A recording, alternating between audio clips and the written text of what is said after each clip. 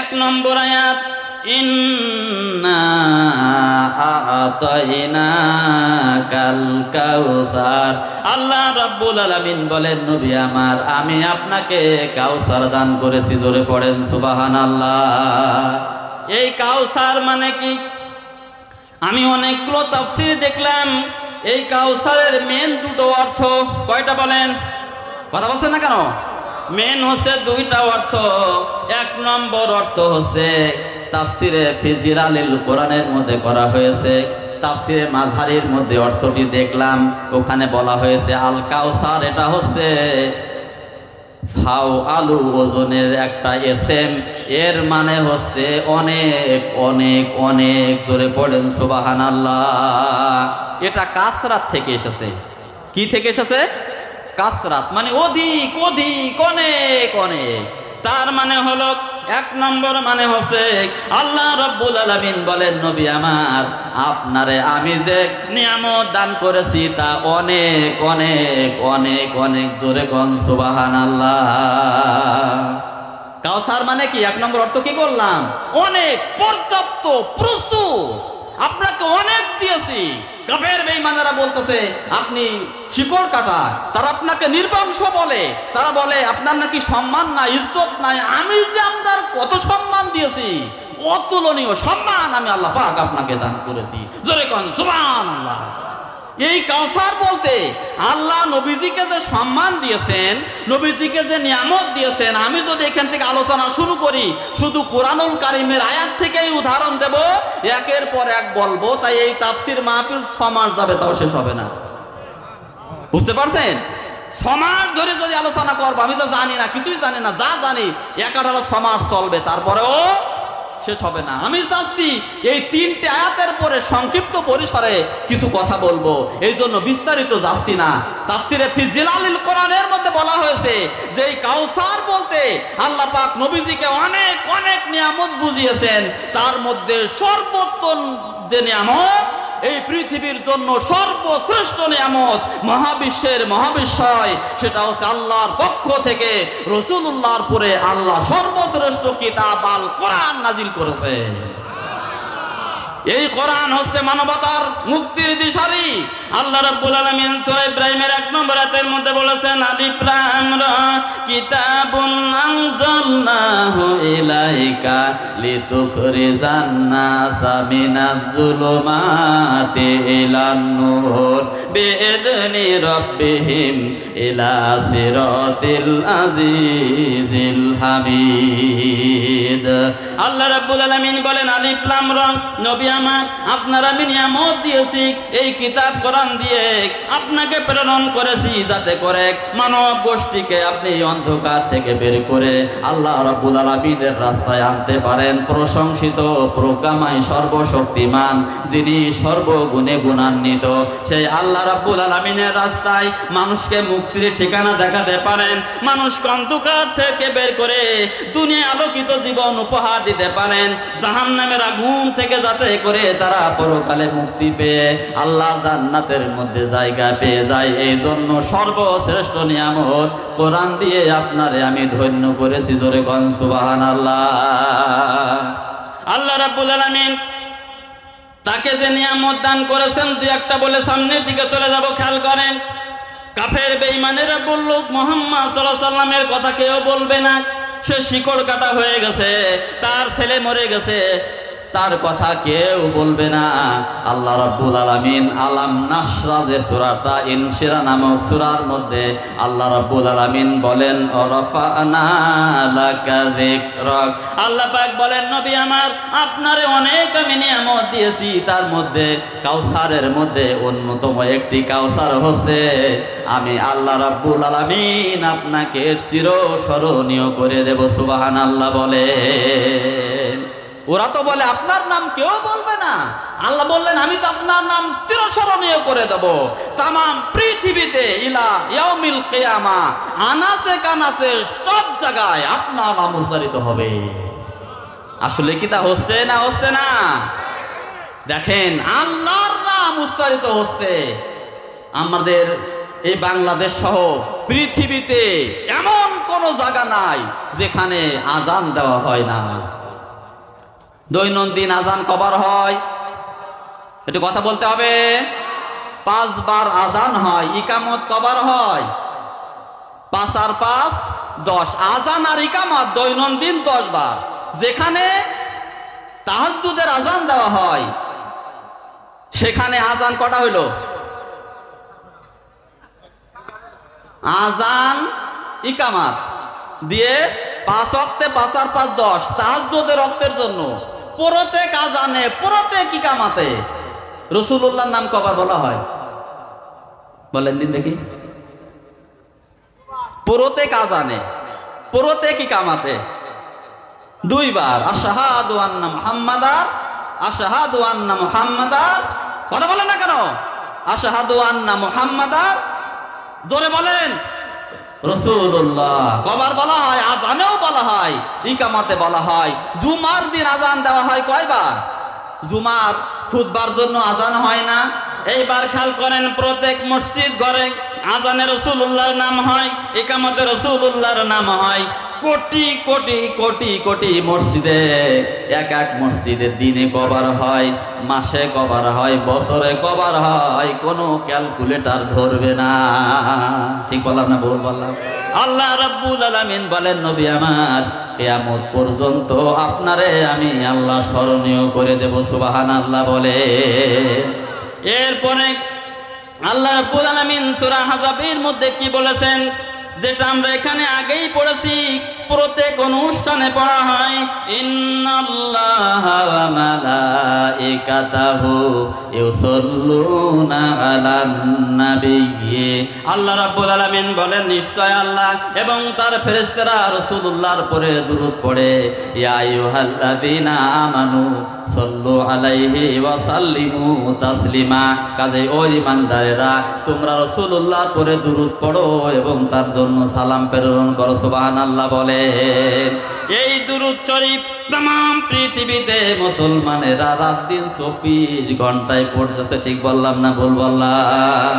তাহলে অসংখ্যবার রাসূলুল্লাহ সাল্লাল্লাহু আলাইহি সাল্লামের নাম উচ্চারণ করা হচ্ছে, এটাও কিন্তু কাউসারের মধ্যে।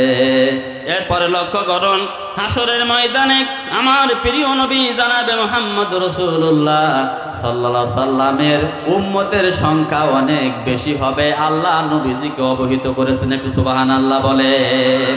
আল্লাহ রাব্বুল আলামিন নবীজিকে স্পষ্ট করে বলেছেন, নবী আপনার কাউসার দিলাম, অনেক অনেক অনেক অনেক দিলাম, তার মধ্যে আপনার উম্মতের সংখ্যা বেশি হবে। মুসলিম শরীফের একটা হাদিসের মধ্যে এসেছে, আল্লাহর প্রিয় নবী জনাবে মুহাম্মদ রাসূলুল্লাহ সাল্লাল্লাহু আলাইহি সাল্লাম সাহাবীদের সামনে বক্তৃতা করতেছিলেন। সেই সময় আল্লাহর প্রিয় নবী জনাবে মুহাম্মদ রাসূলুল্লাহ সাল্লাল্লাহু আলাইহি সাল্লাম বললেন, আমার সাহাবীরা, আমি কি তোমাদেরকে শুভ সংবাদ দেব না? সাহাবীরা বললেন, ইয়া রাসূলুল্লাহ দিন। নবীজি বললেন, হাসরের ময়দানে আল্লাহর জান্নাতে যত মানুষ জায়গা পাবে, হযরতে আদম নবীর উম্মত থেকে নিয়ে আমার উম্মত পর্যন্ত যত মানুষ আল্লাহর জান্নাতে জায়গা পাবে, তার মধ্যে 4 ভাগের 1 ভাগ আমার উম্মত হবে। জোরে কোন সুবহানাল্লাহ। হাদিস শরীফের ভিতরে এসেছে, মুসলিম শরীফের রাতের মধ্যে দেখবেন, এই কথা শুনে সাহাবীরা আল্লাহু আকবার বলে চিৎকার দিয়েছিলেন। এর কিছুক্ষণ পরে নবীজি বললেন, আমার সাহাবীরা, আমি কি তোমাদের শুভ সংবাদ দেব না? নবীজি বললেন, শুভ সংবাদ কি দেব না? সাহাবীরা বললেন, ইয়া রাসূলুল্লাহ দেন, শুভ সংবাদ শোনার জন্য তো অপেক্ষা করতেছি, আপনি বলুন। আল্লাহ নবী বললেন, হাসরের ময়দানে যত মানুষ আল্লাহর জান্নাতে জায়গা পাবে, তার মধ্যে অর্ধেক আমার উম্মত হবে। জোরে কোন সুবহানাল্লাহ। হাদিসটা অনেক লম্বা হাদিস, আমি শুধু সারাংশটুকুনি বলতেছি। বিভিন্ন রিওয়ায়াতের মধ্যে হাদিসের আলফাজের আপডাউন অনেক শব্দ এসেছে। অন্য রিওয়ায়াতের মধ্যে এসেছে, আল্লাহ নবী বলেন, হাসরের ময়দানে যত মানুষ জান্নাতে জায়গা পেয়ে যাবে, এই মানুষগুলির 3 ভাগের 2 ভাগ আমার উম্মত হবে। একটু সুবহানাল্লাহ বলে।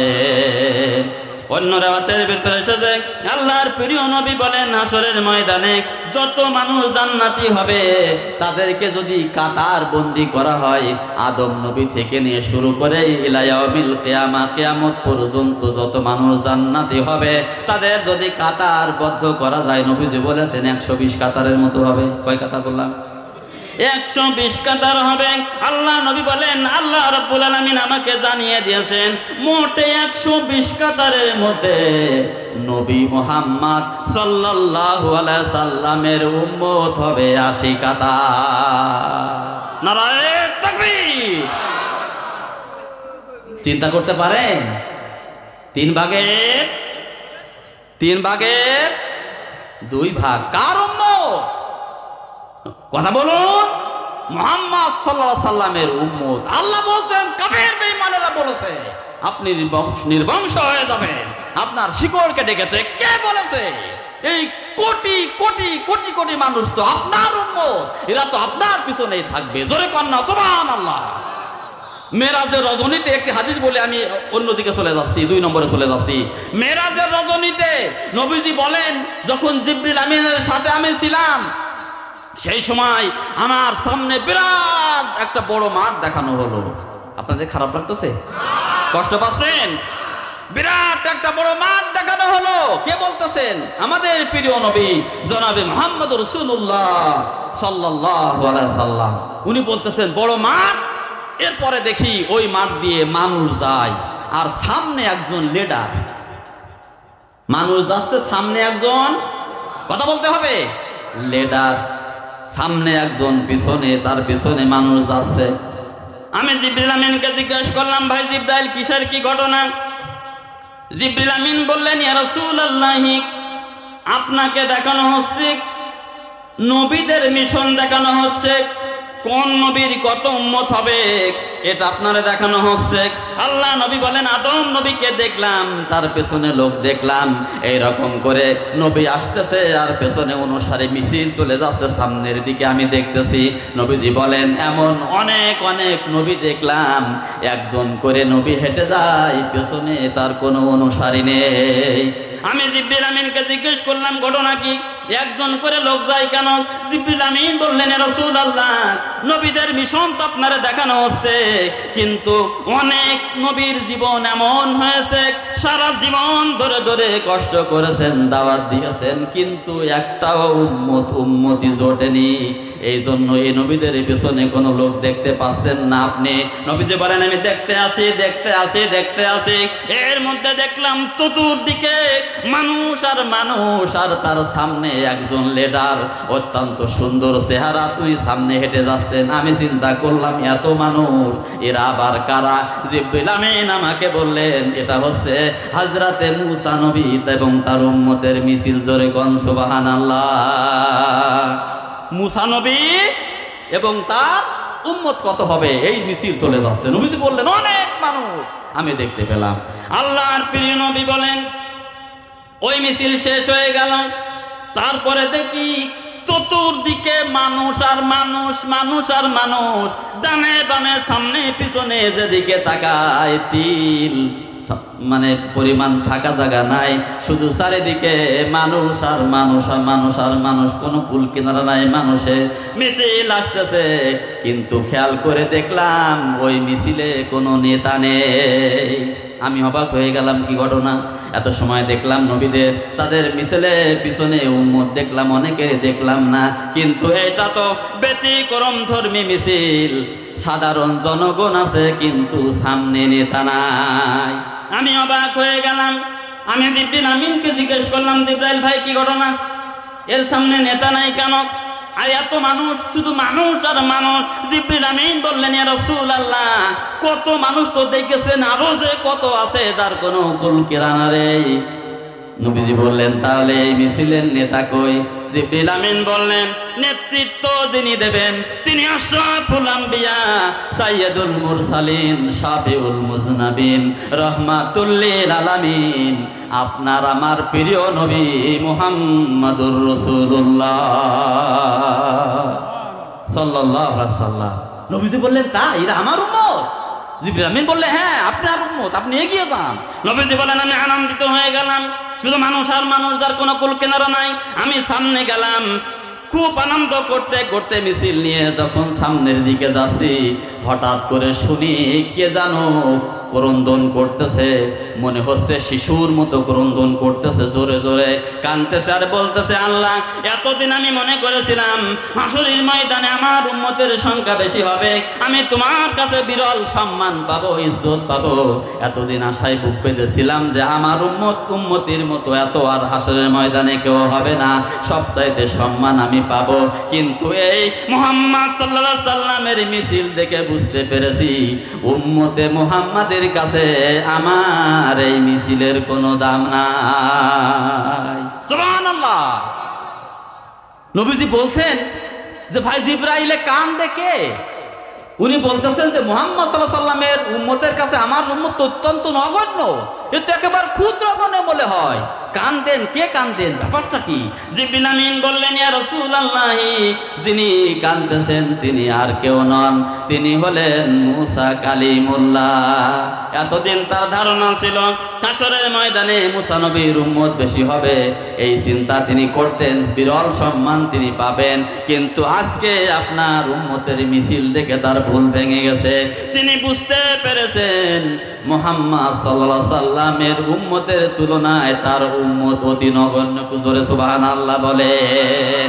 তাহলে এখানে আল্লাহ রাব্বুল আলামিন যে কাউসারের কথা বলেছেন, অনেক অনেক দিয়েছি নবী আমার, আপনার উম্মতি হাসরের ময়দানে অনেক বেশি হবে। একটু সুবহানাল্লাহ বলেন। একটি অর্থ করলাম অনেক অনেক, একটি অর্থ কি করলাম? অনেক অনেক, আপনার অনেক দিয়েছি। ইন্না আতাইনা কাল কাউসার।